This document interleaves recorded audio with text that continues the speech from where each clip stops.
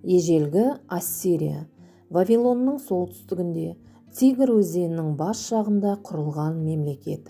Қазіргі Ирак мемлекетінің солтүстік шығыс бөлігі. Ассирияның экономикасының дамуына сауда-саттық үлкен рөл атқарды.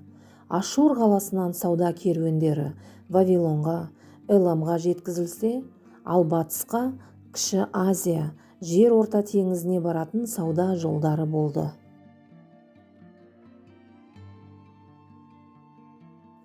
Шаруашылығы мал бағу. Көлік ретінде жылқы мен түйені соғыста, саудада пайдаланды. Шаруашылық ішінде бау-бақша кең тарады. Ассириялықтар тасты құрылыс үшін көп пайдаланды. Қала мемлекеттердің ішінде Ашур қаласы ерекшеленді.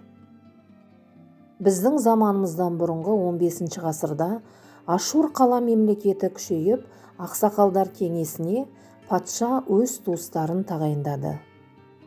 Әр аймақты әкімдер басқарды. Ассирияның қуаты біздің заманымыздан бұрынғы 8 ғасырда арта түсті.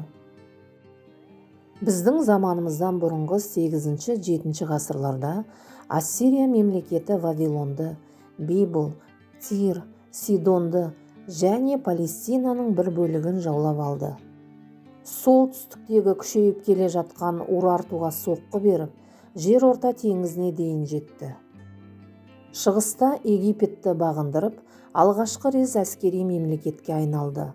Ассирия патшасы Сенахериб 34 қаланы басып алып, күл-талқан еткен. Ассирияның астанасы Ниневия қаласы болып, патша сарайлары қолдан үйілген төбе үстіне салынды. Ниневия қаласы арыстандар апаны қаласы деп аталған. Біздің заманымыздан бұрынғы 605 жылы одақтасқан македониялықтар мен вавилондықтар ашық шайқаста Ассирияны талқандап, біздің заманымыздан бұрынғы 612 жылы Ниневияны өртеп жіберді.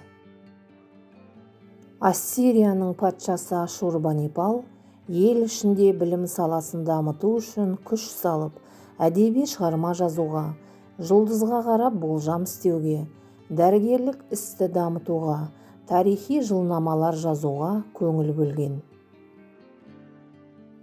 Ашурбанипал қыш тақтайшаларға жазылған кітаптарды жинақтап, кітапхана жасады.